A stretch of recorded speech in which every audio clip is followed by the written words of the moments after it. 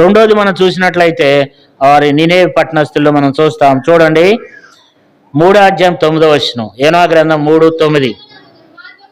మనుషులందరూ తమ దుర్మార్గంలో నిడిచి, సాల్లమని ఇక్కడ చూస్తే దుర్మార్గములను ఏం చేయాలంట అండి చెప్పండి? దుర్మార్గములు నిడిచిపెట్టాలన్నమాట. దుర్మార్గము అంటే మన నడవడికలు, మన జీవిత విధానం ఎట్లుంటుంది? దుర్మార్గత కలిగి ఉంటాం. అంటే మనిషిలో ప్రతి ఒక్కరిలో ఒక దుర్మార్గత అనే ఉంటుంది అనమాట.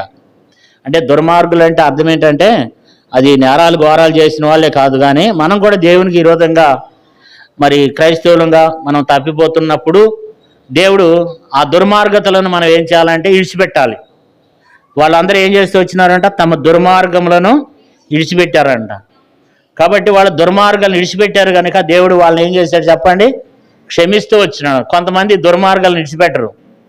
బైబిల్లో దుర్మార్గతను విడిచిపెట్టకుండా నశించిపోయిన వాళ్ళు 7 ఉన్నారు. ఒకటి ఎవరంటే మనం చూసినట్లయితే నిర్గమకాండం 9:27 ఫరో ఏమంటాడంటే మేము దుర్మార్గులు మనం ఒప్పుకుంటాడు, కానీ మరలా వాళ్ళని ఇశ్రాయేలుని పానివాడు. తర్వాత చిన్న పిల్లలను కూడా ఏం చేస్తాడు? నైల్ నదిలో పారవేపిస్తాడు. అది ఎంత దుర్మార్గదో కదా, చిన్నపిల్లలను చంపటం అనేది. మేము దుర్మార్గులము, మరి దేవుని ఉగ్రత రాకుండా మా కొరకు వేడుకోండి అని చెప్పి ఒప్పుకుంటాడు, కానీ నిర్గమకాండం 9:27 ఒప్పుకుంటాడు, కానీ సాలము చదవద్దు, సమయం సాలదు, ఒక 7 నేను జ్ఞాపకం చేసి ముందుకు వెళ్తాను. అంటే వారు ఫరో ఏం చేశాడంటే తన కష్టం కలిగినప్పుడు ఒప్పుకుంటాడు, మరలా దాన్ని అనుసరించి నడుచుకుంటాడు. దుర్మార్గతను మాత్రము ఫరో ఏం చేయలేదంటే విడిచిపెట్టలేదు. అందుకని ఫరో ఏమయ్యాడు? నశించిపోయినాడు. ఆ యొక్క ఐగుప్తీయులందరూ కూడా ఎర్ర సముద్రంలో పడి నశించిపోయినారు. ఫరో అతని సైన్యం ఏమైపోయింది? నశించిపోయింది కదా. కాబట్టి దుర్మార్గతను ఆయన ఏం చేయలేదు, ఒప్పుకున్నాడు, కానీ 27వ ఆయన విడిచిపెట్టలేదు. తర్వాత మనం చూసినట్లయితే 1 సమూయేలు గ్రంథం 2:12 ఏలీ కుమారులు యెహోవాను ఎరగని వారే మిక్కిలి దుర్మార్గులై ఉన్నారంట. 1 సమూయేలు గ్రంథం 2:12 ఏముందంటే ఏలీ కుమారులు యెహోవాను ఎరగని వారే ఏమై ఉన్నారంట? మిక్కిలి దుర్మార్గులై ఉన్నారు. ఓప్ని ఫినెహాసు వాళ్ళిద్దరు ఏమైపోయినారు? వాళ్ళిద్దరు కూడా నశించిపోతారన్నమాట. ప్రభావం పోయిందని చెప్తుంది. అంటే దుర్మార్గత నిడిచిపెట్టకపోతే ఏమైంది?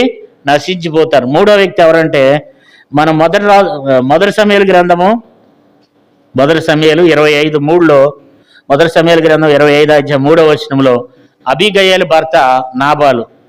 ఈయన గురించి ఏం రాయబడిందంటే 25:3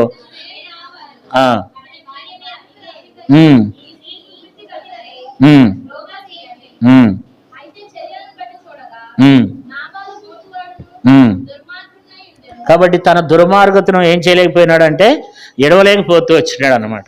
అంటే దుర్మార్గతలో ఎడవనటువంటి వాళ్ళు ఉన్నారు బైబిల్లో చాలామంది. అంటే వాళ్ళు తమ దుర్మార్గతను బట్టి వాళ్ళు ఏమైపోయినారు?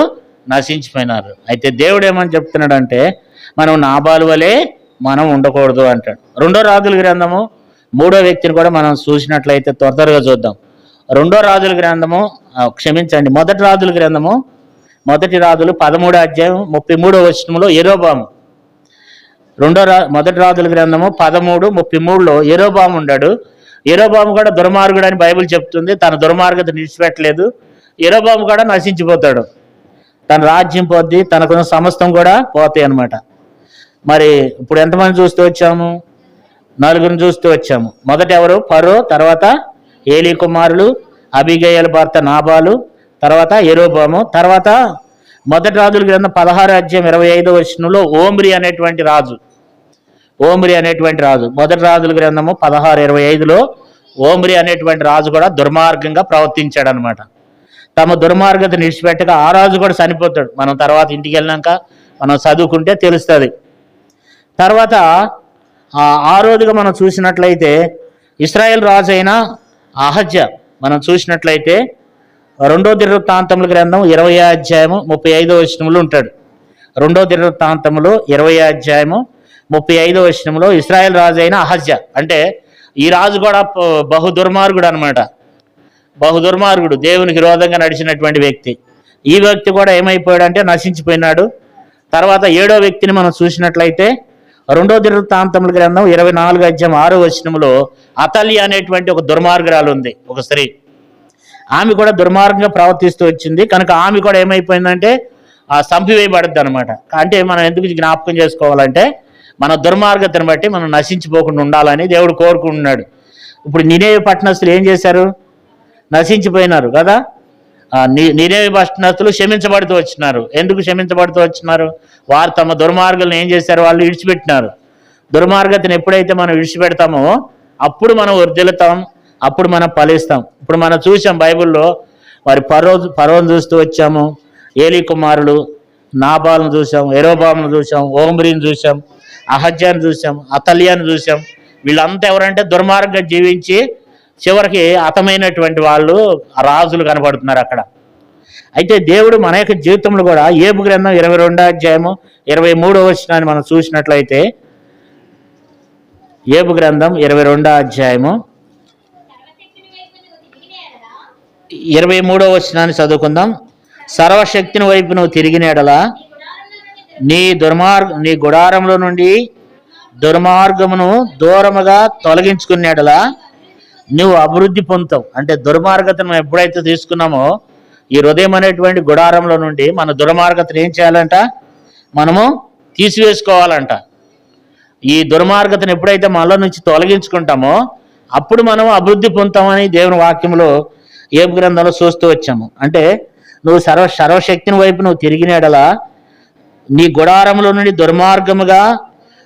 దుర్మార్గమును దూరముగా తొలగించుకునే ఎడల నీవు అభివృద్ధి పొందుతావు. కాబట్టి దుర్మార్గతను మనలో నుంచి దాన్ని మనం తొలగించుకోవాలి అని దేవుడు కోరుకుంటున్నాడు అనమాట.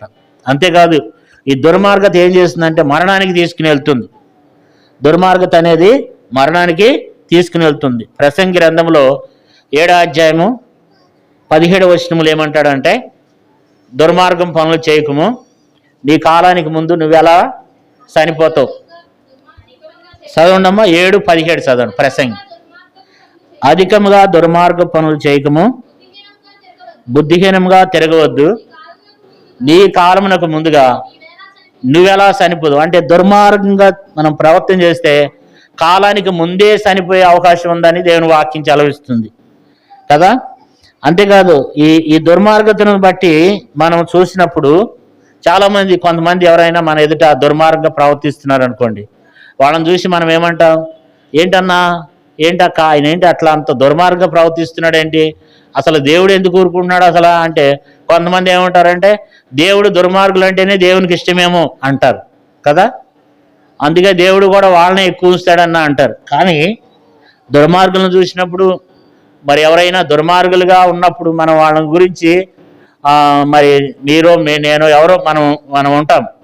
మనం అనుకుంటాం ఏంటి ఆ వ్యక్తి అట్లా దుర్మార్గమైన పనులు చేస్తున్నాడు ఏంటి, అసలు దేవుడు ఎట్లా చూస్తూ ఊరుకుంటున్నాడు అంటాం మనం. కానీ దేవుడంట ఆ విషయంలో దేవుడు ఎంతో మరి ఆయన ఆయాసపడతాడంట. మనం ఆ మాట అన్నప్పుడు దేవుడు అలాంటి వాళ్ళని ఎట్లా ఊరుకుంటున్నాడు, దేవుడు అలాంటి వాళ్ళని ఎలా క్షమిస్తున్నాడు అని మనం అనుకున్నప్పుడు అంట దేవుడు ఆయన ఆయాసపడతాడంట. చూడండి, మలాకీ గ్రంథము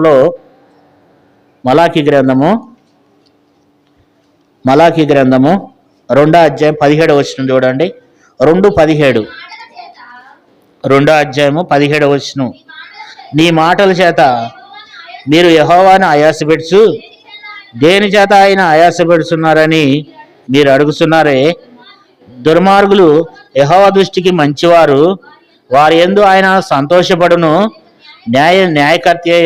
న్యాయకర్తయగు దేవుడు ఏమాయనని చెప్పుకుని సునుడి చేతనే మీరు ఆయన ఆయాసపెడుతున్నారు. చాలాసార్లు మనం అంటామంట ఆ దేవుడు వాళ్ళకే మంచి రోజులు ఉన్నాయండి, చెడ్డవాళ్ళకే మంచి రోజులు ఉన్నాయండి, దుర్మార్గులకే మంచి రోజులు ఉన్నాయండి, వాళ్ళని ఎక్కువ రోజులు ఉంచుతాడండి, వాళ్ళే ఎక్కువ రోజులు జీవిస్తారండి, దేవుడు వాళ్ళని ఎక్కువ ప్రేమిస్తాడు అన్నప్పుడల్లా దేవుడు ఆయాసపడతాడంట.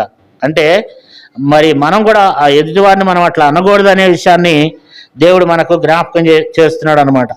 3వ అధ్యాయం మలాకీ గ్రంథం 14వ వచనం చూడండి. వాళ్ళు చెప్పుకుంటుంటే దేవుడు వింటున్నాడంట.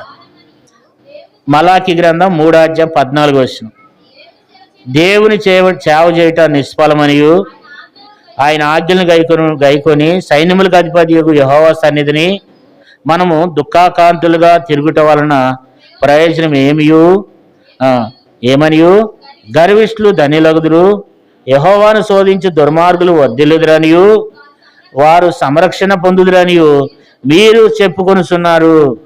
అప్పుడు యెహోవా యందు భయభక్తులు గలవారు ఒకరితోనో కూడా మాట్లాడుకొనుచుండగా యెహోవా చెవియొగ్గి ఆలకించును. మరియు యెహోవా యందు భయభక్తులు కలిగి ఆయన నామమును స్మరించుండు వారికి జ్ఞాపకార్థంగా ఒక గ్రంథము ఆయన సముఖమందు రాయబడును. అంటే మనం చాలాసార్లు అనుకుంటామంట, మరి దేవుడు వాళ్ళనే ఎక్కువ ప్రేమిస్తాడు, ఇక మనం ఈ సేవ చేయటం కూడా వేస్ట్ అండి, మనం ఇంత ప్రార్థన చేస్తున్నాం, ఇంత మరి 14 ఇక సేవ చేయటం కూడా ఏంటంట నిష్ఫలం అనాశ్రము. మనము మరి ఆయన ఆజ్ఞలు గైకొనడం కూడా మరి దుఃఖకారంగా ఉండి మనం ప్రార్థన చేయడం కూడా వ్యర్థమే. ఎందుకంటే దుష్టులు వర్ధిల్లుతున్నారు, మరి పాపులు వర్ధిల్లుతున్నారు అని చెప్పి మనం చెప్పుకుంటామంట. దేవుడు వాటన్నిటిని వింటున్నాడు. వింటూ ఏమంటున్నాడంటే 17వ వచనం చూడండి, నేను రాబో దినము రాగా వారు నా వారై ఉందురు.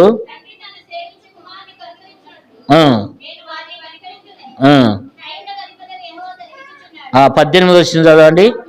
అప్పుడు నీతి గలవారెవరు, దుర్మార్గులు ఎవరు, దేవుని సేవించే వారెవరు, ఆయన సేవింపని వారెవరు మీరు తిరిగి కనుగొందురు. అంటే ఒక దినాన్ని దేవుడు తీర్పులను తీసుకుని వస్తాడు. అంటే మనము అలాంటి వ్యక్తులంగా మనం ఉండకూడదని దేవుడు మనకు జ్ఞాపకం చేస్తున్నాడు. ఇక్కడ మనం చూస్తే వాళ్ళు ఏమి విడిచిపెట్టారంట, దుర్మార్గతను ఏం చేశారు, వాళ్ళు విడిచిపెట్టారంట. కాబట్టి దేవుడు మనకు కూడా చెప్తున్నాడు. యెహెజ్కేలు గ్రంథం చూడండి, 5వ అధ్యాయం 6వ వచనంలో, యెహెజ్కేలు గ్రంథము 5వ అధ్యాయము, ఇది కాదు క్షమించండి, ఇరిమియా గ్రంథం 33వ అధ్యాయము, ఇరిమియా గ్రంథం 36వ అధ్యాయం 3వ వచనం చదవండి. 36:3, ఇరిమియా 36:3, ఇరిమియా గ్రంథము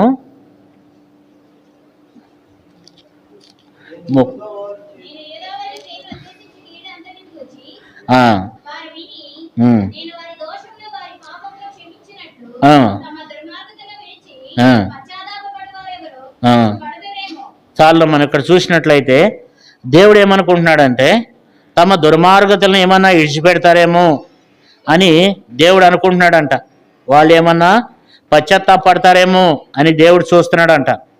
అంటే పశ్చాత్తాపడతారేమో అని దేవుడు ఎందుకు మాట్లాడుతున్నాడంటే, మనం చూసినట్లయితే వారు ఒకవేళ పశ్చాత్తాపడుదురేమో అంటే పశ్చాత్తాపడితే దుర్మార్గతలను విడిచిపెట్టి పశ్చాత్తాపడినప్పుడు దేవుడు ఆ వ్యక్తిని ఏం చేస్తాడంట, క్షమించేవాడుగా ఉన్నాడు అనమాట కదా. ఇరిమియా గ్రంథం 36వ అధ్యాయం 3వ వచనం మరోసారి చదువుకుందాం. నేను యూదా వారికి చేయనుద్దేశించు కీడంతని గురించి వారు విని నేను వారి దోషమును వారి పాపమును క్షమించినట్లు తమ దుర్మార్గతను విడిచి పశ్చాత్తాపడుదురేమో. అంటే దేవుడు ఎప్పుడు కూడా ఏం కోరుకుంటున్నాడు అంటే మనము విడిచిపెడితే దేవుడు క్షమిద్దామని కోరుకుంటున్నాడు అనమాట. దేవుడు ఇక్కడ ఏమంటాడంటే నేను యూదా వారికి చేయనుద్దేశించిన కీడంతను గురించి వారు విని నేను వారి దోషమును వారి పాపమును క్షమించినట్లు తమ దుర్మార్గతలను విడిచిపెట్టి పశ్చాత్తాపడుదురేమో. అంటే దేవుడు ఎప్పుడు కూడా మనలో నుంచి ఏం చూస్తున్నాడంటే మన దుర్మార్గతను, అంటే దుర్మార్గత అంటే ఎవరో దొంగలో వ్యభిచారులు అట్లాంటి కాదండి. దేవుని ఆజ్ఞ ప్రకారంగా మనం జీవించకపోతే, దేవునికి ఇష్టం లేని వారంగా భక్తిహీనంగా మనం జీవించినప్పుడు ఆ పేరు అనేది మనకు వర్తిస్తుంది. దాన్ని మనం అర్థం చేసుకోవాలి. అంటే మనం పశ్చాత్తాపడి మరి తమ దుర్మార్గతలు మనం విడిచిపెట్టి పశ్చాత్తాపడితే దేవుడు క్షమించాలని కోరుతున్నాడు అనమాట. ఇప్పుడు కూడా మనం చూసినట్లయితే యోనా గ్రంథంలో వాళ్ళు ఏం చేశారంట, దోషములు విడిచిపెట్టారంట. రెండోది బలత్కారంలోను చూడండి, యోనా గ్రంథం 3వ అధ్యాయము 9వ వచనం. సార్లు మనం ఇక్కడ చూసినట్లయితే మనుషులు ఏం చేయాలంట, మనుషులందరూ తమ దుర్మార్గములను విడిచి, అంటే దుర్మార్గతను ఎప్పుడైతే మనం విడిచిపెడతామో అప్పుడు దేవుడు మనల్ని ఆశీర్వదిస్తాడు, మనల్ని క్షమిస్తాడు. ఇప్పుడు నినివే పట్టణస్తులను దేవుడు క్షమించాడు, చేద్దామన్న కీడు చేయకుండా మారుకున్నాడు. ఎందుకని అంటే వాళ్ళు ఏం చేశారు, తమ దుర్మార్గతను ఏం చేశారు, వాళ్ళు విడిచిపెట్టారంట. ఎప్పుడైతే మనం ఆ దుర్మార్గతను దేవునికి ఇష్టం లేనిది ఎప్పుడైతే మనం విడిచిపెడతామో, దేవునికి ఇష్టం లేనిది ఎప్పుడైతే మనం విడిచిపెడతామో అప్పుడే దేవుడు మనల్ని ఏం చేస్తాడు, మనలను క్షమిస్తాడు. చేద్దామన్న కీడుని చేయకుండా దేవుడు మానుకుంటాడు.